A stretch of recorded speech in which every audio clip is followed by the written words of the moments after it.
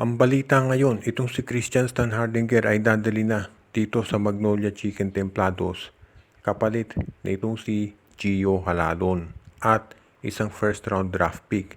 Baka isama pa itong si Abu Tratter. Mukhang yan ngayon ang balak ng SMC.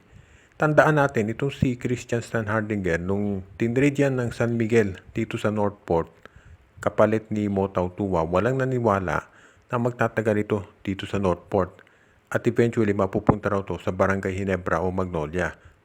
Ganoon nga ang nangyari after a few conferences na trade itong si Standhardinger dito sa Barangay Ginebra kapalit ni Greg Stotter.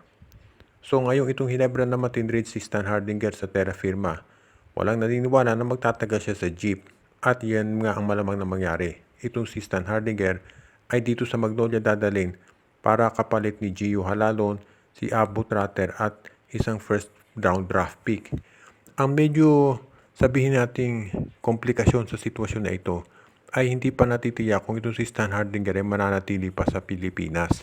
Dahil merong mga lumalabas na reports na kaya na raw ito tinrade ng Barangay Ginebra dahil nakarating sa kanila yung balita na kapag nag-expire yung contract ni Standhardinger, babalik na to sa Europa.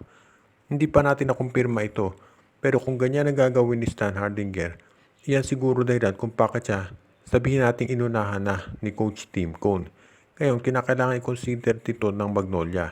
Pero kung ikaw Magnolia, it is worth it naman na subukan kunin itong si Christian Standhardinger. Kinakailangan na siyempre makakuha ng commitment ang Magnolia dito kay Sista na hindi siya aalis. Kinakailangan ng papirmahin to ng panibagong kontrata para siya ay manatili dito sa Pilipinas at maglaro sa Magnolia. Kapag nakuha ng Magnolia itong si Standhardinger, magiging instant championship contender na talaga sila kapag nangyari iyan.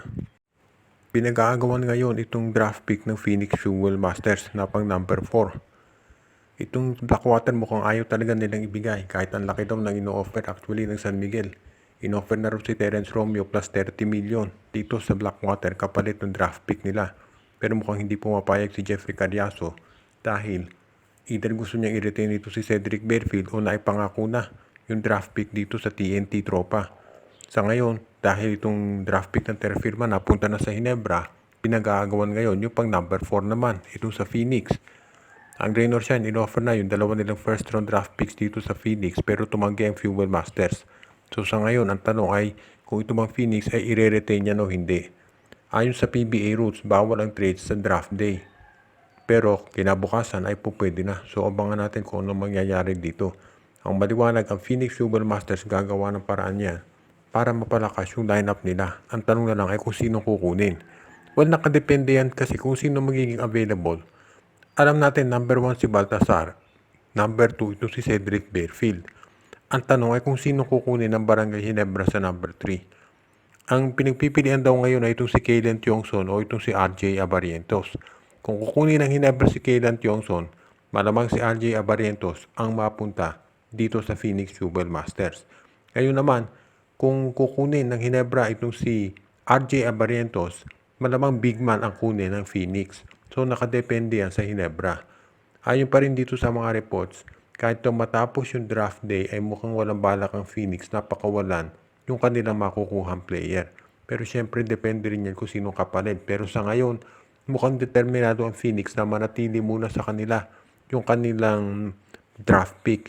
Tignan na lang natin dahil alam ko maraming mga teams talaga ang interesado dahil malalim ang draft ngayon dito sa PBA.